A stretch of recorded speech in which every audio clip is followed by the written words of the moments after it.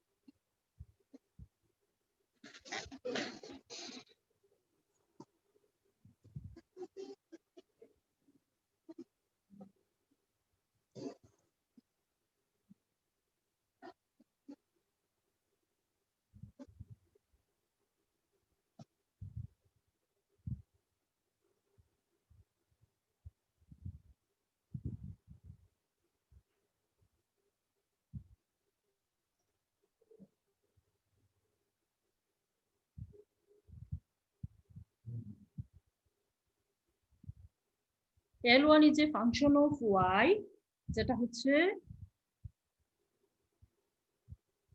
g L1 divided by g1, which is greater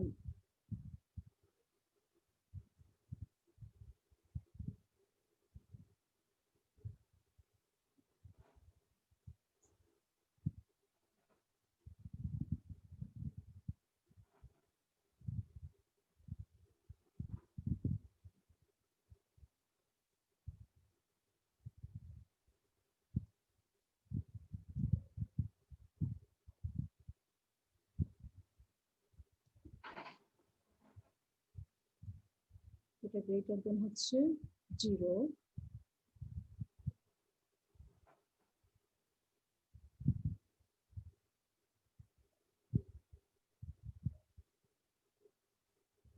দেখা যাচ্ছে কিনা? জি ম্যাডাম, দেখা যায়। আচ্ছা, আমরা এলএম সমীকরণগুলি লিখে নিচ্ছি। সমীকরণগুলি নিয়ে সমীকরণের সমতা বিন্দু থেকে আমরা এলএম রেখার সমীকরণটা নির্ণয় করব। তাহলে L1 প্রথমে হচ্ছে L1, যেটা হচ্ছে চাহিদা অপেক্ষক, সেই L1 is a function of y। সেই ফাংশন অফ y যেটা, সেটা হচ্ছে dl1 বাই dy, যেটা গ্রেটার দেন হচ্ছে 0, তার মানে হচ্ছে পজিটিভ সম্পর্ক। আচ্ছা, আমরা ব্যাখ্যা করব পরে, আগে লিখে নেই। এটা হচ্ছে আমার 1 নম্বর সমীকরণ।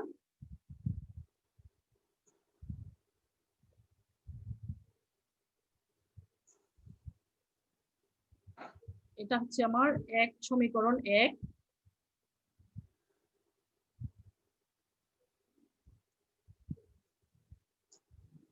তারপর হচ্ছে L2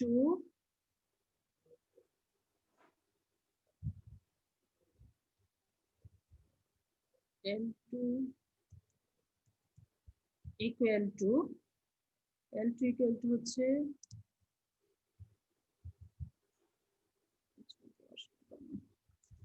L2 equal to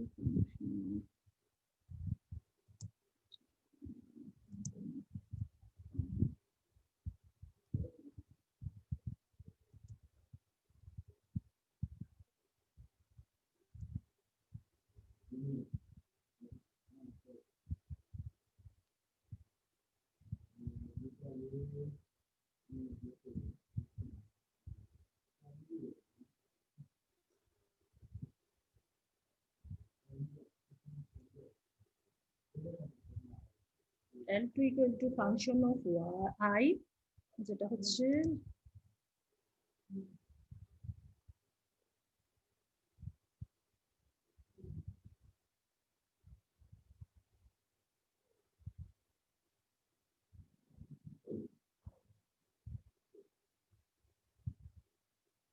dL2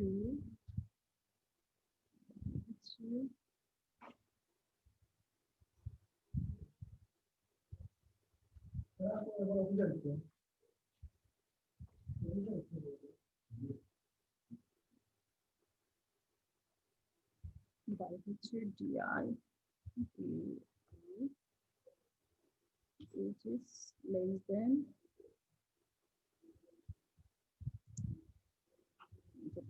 হচ্ছে 0,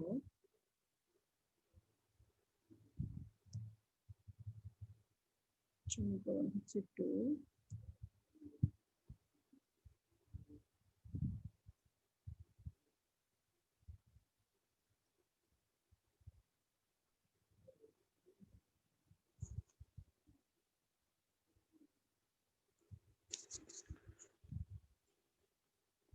L সমান হচ্ছে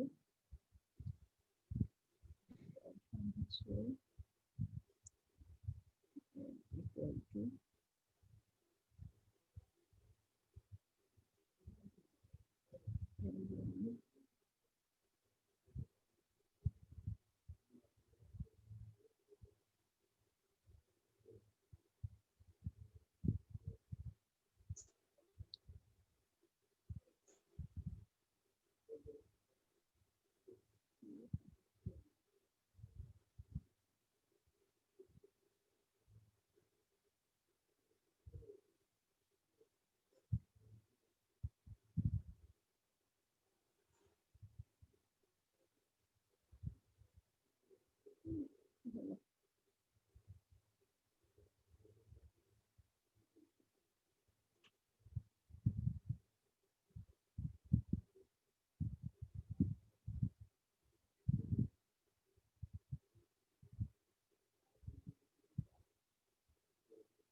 কি সমস্যা হলো? কিছু তো বুঝলাম না।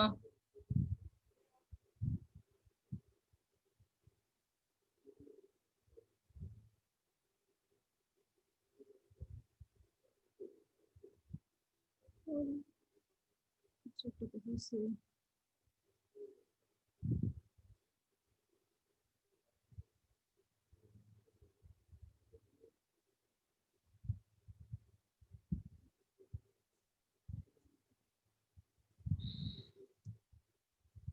L1 plus L2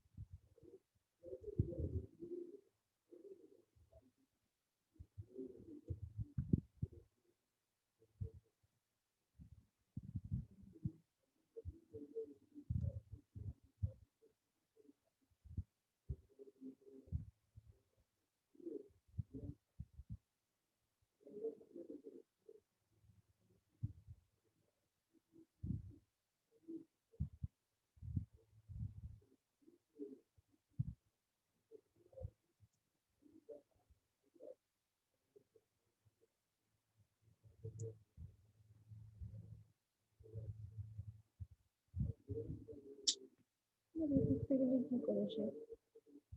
বুঝতে পারছি না কি আমি বুঝে গেছি।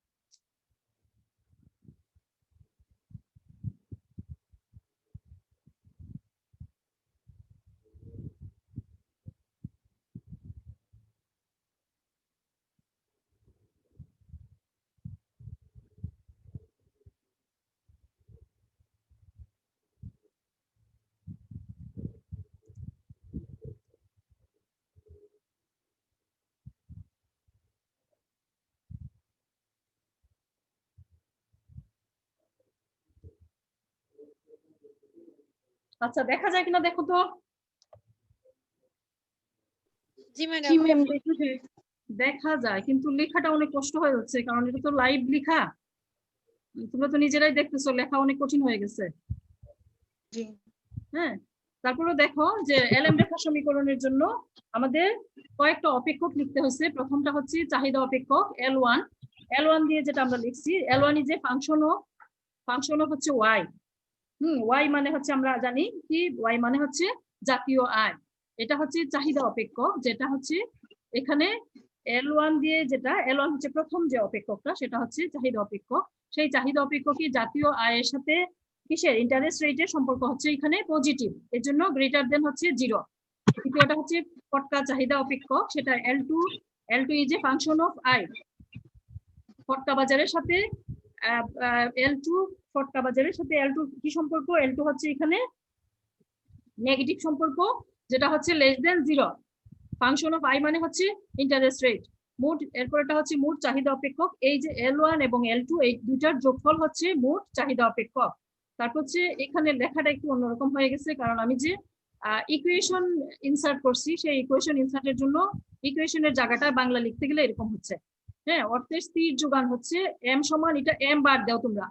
হ্যাঁ, এম উপরে, এম এর উপরে একটা টান দিবা, এটা হচ্ছে এম বার। আমি এখানে লিখতে পারছি না। এম ইকুয়াল টু হচ্ছে এম বার, এটা হচ্ছে 4 নম্বর ইকুয়েশন। তারপর হচ্ছে অর্থবাজারের ভারসাম্য, যেখানে এল সমান এম হবে সেটাই হবে অর্থবাজারের ভারসাম্য। অর্থাৎ এম হচ্ছে যোগান আর এল হচ্ছে চাহিদা।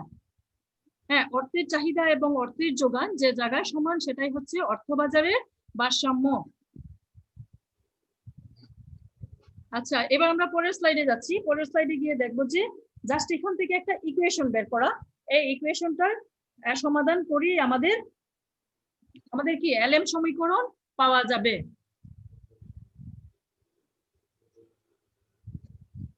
তাহলে আমরা কি জানি? আমরা জানি এল সমান হচ্ছে এম। এল সমান এম হচ্ছে অর্থবাজারের ভারসাম্য। সেই অর্থবাজারের ভারসাম্য থেকেই আমাদেরকে কি বের করতে হবে? এলএম রেখার যে সমীকরণটা আছে সেই সমীকরণ আমাদেরকে বের করতে হবে। আচ্ছা, তাহলে পরের লাইনে হচ্ছে আমরা এল এর যে এল যে ফাংশন ছিল, এল সমান হচ্ছে L1 প্লাস L2। এই L1 এবং L2 যে মান আছে আগের স্লাইডে, সেই মানটা আমরা এখানে লিখে নিব। এল সমান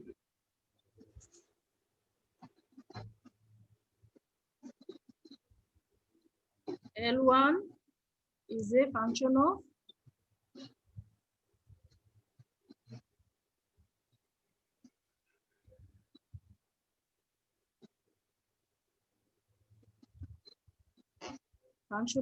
y যোগ হচ্ছে L2 is a function of I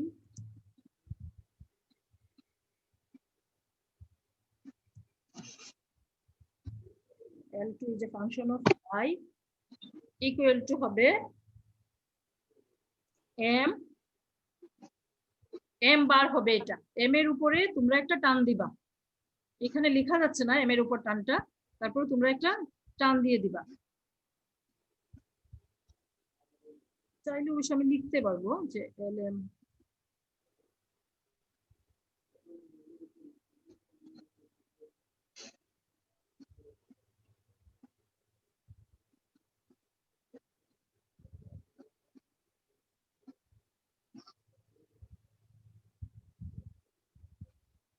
আচ্ছা দেখো, এই এল একটু সমান হচ্ছে আমার কি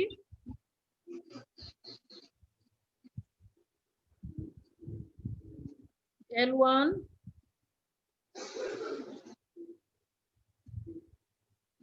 এই L2, L1 is a function of y plus হচ্ছে L2 is a function of I equal to হবে m বার।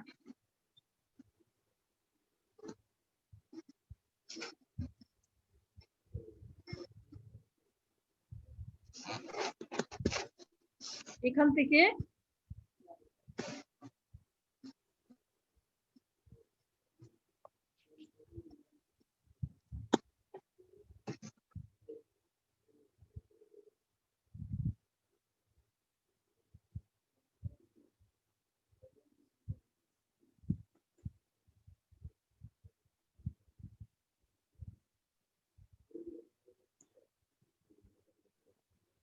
small k capital Y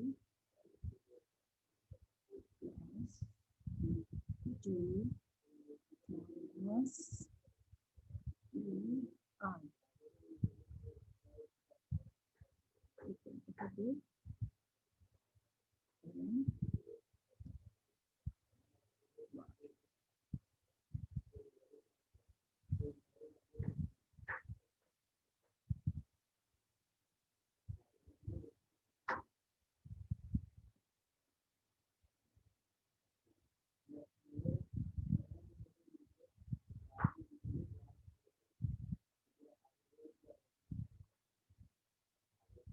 m হচ্ছে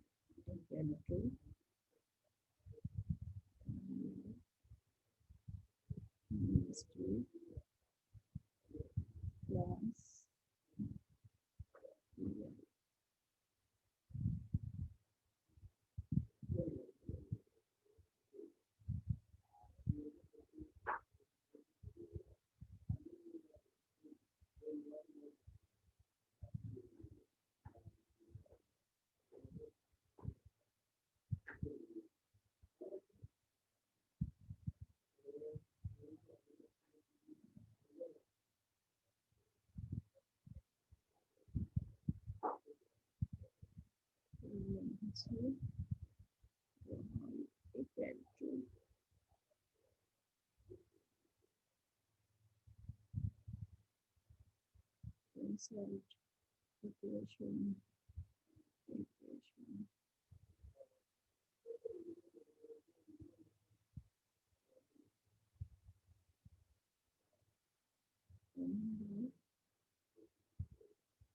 Minus d plus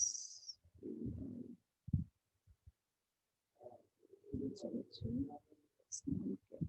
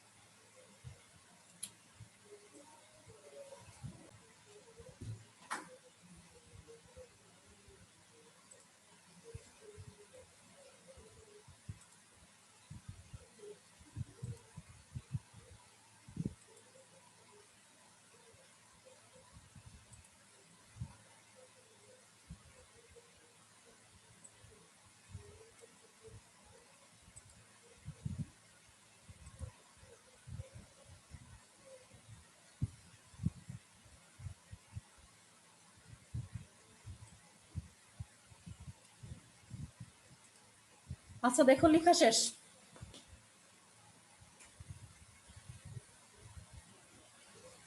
লিখি যদি এখানে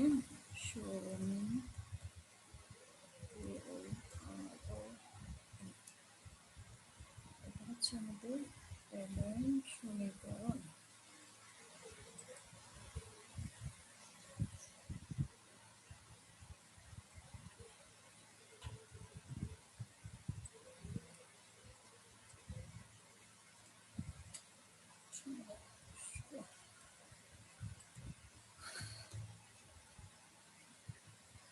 আচ্ছা তোমরা আসো, কানেকশন আসো? রাহুল? জি ম্যাম। আছো? আচ্ছা দেখো এতটুকু লিখতে, একটা স্লাইড লিখতে অনেক কষ্ট, আর এছাড়া তোমাদেরকে লাইনে রেখে এইভাবে লেখা আসলে অনেক কঠিন। এই জন্য আমরা আসলে আগে থেকেই স্লাইডগুলো কিন্তু লিখে রাখি, বুঝছো? তো আজকে তো লেখা ছিল যে অংশটা, এটা আমি পরে একটা ভালো প্রশ্ন, এই প্রশ্নটা তোমাদেরকে ভিডিও দিব বলে আজকে দেয় নাই। হ্যাঁ, তো আজকে যে ছোট প্রশ্ন আমি ভাবছি যে হয়তো খুব দ্রুত হয়ে যাবে, কিন্তু অনেক জটিল আসলে, তোমাদেরকে লাইনে রেখে লেখা এইভাবে আসলে অনেক কঠিন। তারপরে দেখো এই জিনিসটা লিখতে হয়তো তোমাদের 2-3 মিনিট লাগছে, কিন্তু এখানে একটা যখন আমরা স্লাইডে যাই পাওয়ার পয়েন্টে তখন আসলে লেখা অনেক কঠিন। তারপরে দেখো আমরা কিভাবে এলএম কার্ভ নির্ণয় করব সেটা আমি কিন্তু লিখে নিয়েছি। দেখো এখানে এখানে হচ্ছে অর্থবাজারের ভারসাম্য, আমরা জানি কি অর্থবাজারের ভারসাম্য সমান হচ্ছে অর্থের চাহিদা এবং অর্থের যোগান যে জায়গায় সমতা আসবে, অর্থাৎ এল হচ্ছে এখানে অর্থের চাহিদা, এল কে ধরে নেওয়া হয়েছে যেটা হচ্ছে এল সমান হচ্ছে অর্থের চাহিদা, আর এম হচ্ছে অর্থের যোগান, এবং এই দুইটা সমতা মানে হচ্ছে অর্থবাজারের ভারসাম্য। আচ্ছা তাহলে পরের লাইনে, এর আগের স্লাইডে আমাদের কি ছিল? এর আগের স্লাইডটা তোমরা একটু দেখো, যে এর আগের স্লাইডে L1 সমান ছিল ফাংশন অফ ওয়াই, L1টা ছিল কিসের? ফাংশন অফ ওয়াই এর, এবং L2 ছিল function of I, L2 function of I, আর L1 হচ্ছে ফাংশন অফ ওয়াই। L1 এর সাথে ওয়াই এর সম্পর্ক হচ্ছে পজিটিভ, এবং এই L2 এর সাথে আই এর সম্পর্ক হচ্ছে নেগেটিভ। এই দুইটার মিলে হচ্ছে মোট চাহিদা অপেক্ষক L1 এবং L2।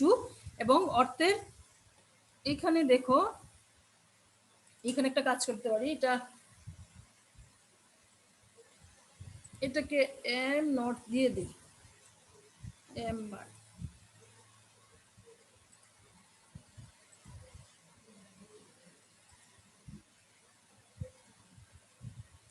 তাহলে অর্থের স্থির যোগান সমান হচ্ছে কি এম সমান এম নট, এটা 4 নাম্বার ইকুয়েশন। অতএব এখানে আমরা লিখি নাই যে অতএব অর্থবাজারের ভারসাম্য সমান হচ্ছে এল সমান এম। এখান থেকে আমরা পরবর্তী স্লাইডে গেছি যে অর্থবাজারের ভারসাম্য সমান হচ্ছে এল সমান এম। সেখানে কি হচ্ছে, সেখানে দেখা যাচ্ছে যে সেই এল সমান আমরা আগের অংশে পেয়ে আসছি, এল সমান হচ্ছে L1 যোগ L2, আর L1 এর ফাংশন ছিল L1 is a function of কি, L1 is a function of ছিল y, আর L2 is a function of i, যেটা সমান হচ্ছে m বার।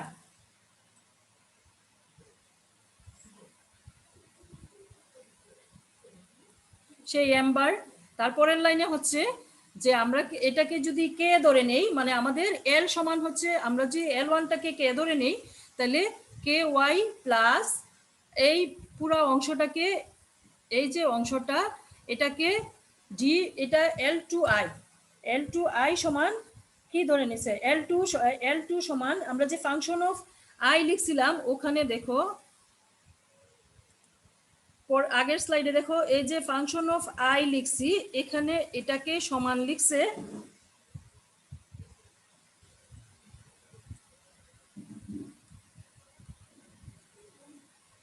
এই যে এখানে করতে হবে, এই যে L2 যে function of I equal to হচ্ছে ডি মাইনাস ইআই,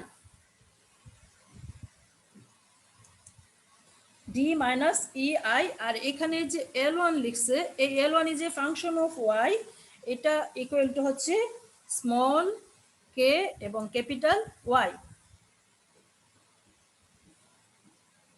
তাইলে দেখো পরের স্লাইডে পরের স্লাইডে তাইলে এই যে L1 is a function of y, এটাকে আমরা কি লিখতে পারি, এটা সমান সমান হচ্ছে স্মল কে ওয়াই প্লাস হচ্ছে L2 is a function of i, এটাকে আমরা লিখতে পারি সমান সমান আমাদের আগের স্লাইডে কি হচ্ছে, যে আগের স্লাইডে হচ্ছে fi L2 is a function of i equal to হচ্ছে d মাইনাস ei, তাহলে এটা আমরা লিখতে পারি d minus ei equal to হচ্ছে সেই m বার, এইখানে m বার লিখছি। তারপরের লাইনে দেখো কে ওয়াই ইকুয়াল টু লেখা যায় এই যে m বার, ঠিক আছে। তারপর হচ্ছে এই যে এই অংশটা এখানে প্লাস ছিল, এটা এখানে মাইনাস হয়ে আসছে মাইনাস ডি, আর যখন মাইনাস নিব তখন এটা এই প্লাসের এটা কি হবে, বাইরে যখন এই অংশটা হচ্ছে এই এটা ছিল মাইনাস, এটা প্লাস হয়ে গেল প্লাস ডি। আচ্ছা কে ওয়াই সমান পরের লাইনে যখন আমরা সাইড চেঞ্জ করব, তোমরা এটা জানো সাইড চেঞ্জ করলে চিহ্নগুলি চেঞ্জ হয়, তাহলে কে ওয়াই সমান সমান হচ্ছে এই এম বার ঠিক থাকবে, তারপর হচ্ছে এই প্লাস ছিল ডি, এটা মাইনাস ডি হবে, তারপর হচ্ছে মাইনাস ইআই ছিল, এটা প্লাস ইআই হবে। হ্যাঁ, পরের লাইনে দেখো ওয়াই ঠিক রেখে আমরা কে কে নিচে নিলাম, তারপর হচ্ছে কি এই অংশে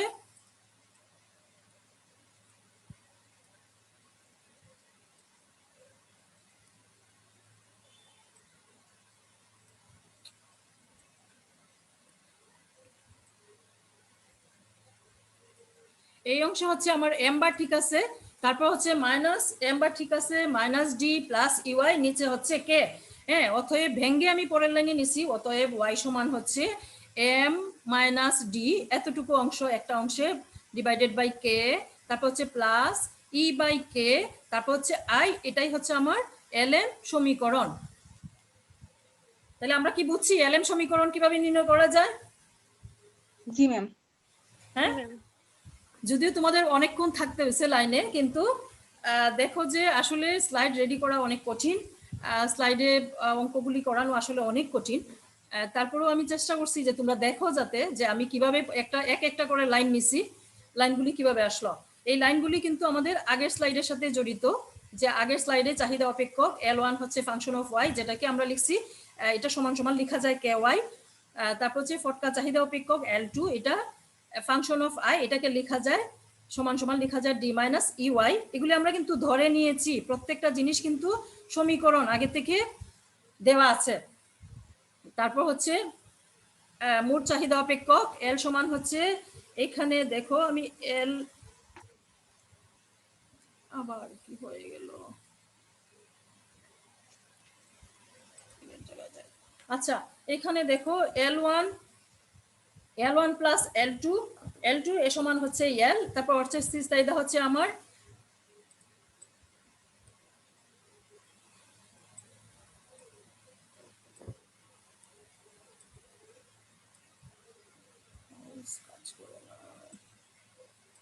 আচ্ছা যাই হোক, এম সমান হচ্ছে এম বার, আর এই স্লাইড থেকে রিলেটেড হচ্ছে আমার অর্থের বাজারের ভারসাম্য, সেখানে এল সমান হচ্ছে এম।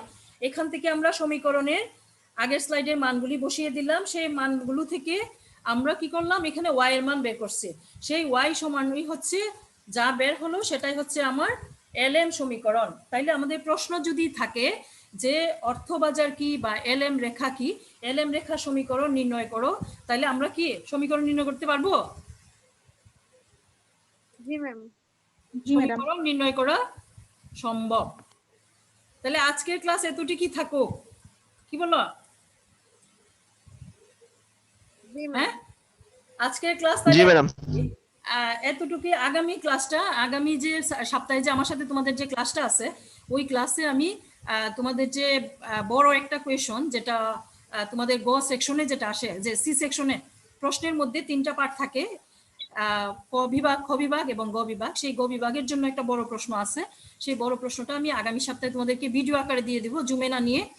আর জুমে এর পরের সপ্তাহে যদি নেই, অথবা ওই সপ্তাহে যদি সময় পাই জুমে নেই, তাইলে জুমের ক্লাসের মধ্যে তোমাদেরকে জুমের ওই ক্লাসে তোমাদের আর কিছু প্রশ্ন সাজেশন দিয়ে দিব, যেটা তোমরা বাসায় পড়তে পারবে অন্তত এক সপ্তাহ। আর আজকে তোমরা কষ্ট করছো অনেকক্ষণ ধরে, তোমরা আমার সাথেই আছো, আর একটা অঙ্ক জাস্ট একটা সমীকরণ বের করতে অনেক সময় লেগেছে আমাদের, তোমরা দেখছো। তারপরেও তোমরা অনেক কষ্ট করে অনেক ধৈর্য ধরে আজকে আমার ক্লাসটা দেখছো এবং যে 5টা প্রশ্ন তোমাদেরকে দিলাম সেই 5টা প্রশ্ন তোমরা বাসায় পড়া শুরু করবা এবং আজকের যে প্রশ্নটা দিলাম সেটাও কিন্তু পরীক্ষার সাজেশনে আছে। তারপরে ছোট প্রশ্ন বলে আমি কিন্তু লেখা শুরু করছিলাম, কিন্তু আসলে প্রশ্নটা এত ছোট না, প্রশ্নটা মোটামুটি অনেক বড়ই। তারপরেও তোমরা বাসার খাতায় লিখে চেষ্টা করবা। তো আজকের ক্লাস এখানেই শেষ। তোমরা ভালো থাকবে, সুস্থ থাকবে, তোমাদের জন্য শুভকামনা। এবং আজকের ক্লাসটি তোমরা অনেক ধৈর্য ধরে অনেকক্ষণ থেকে দেখছো, যার জন্য তোমাদের সবাইকে ধন্যবাদ। আসসালামু আলাইকুম ম্যাডাম। ওয়ালাইকুম ম্যাম। আসসালাম। হ্যাঁ, আদাব।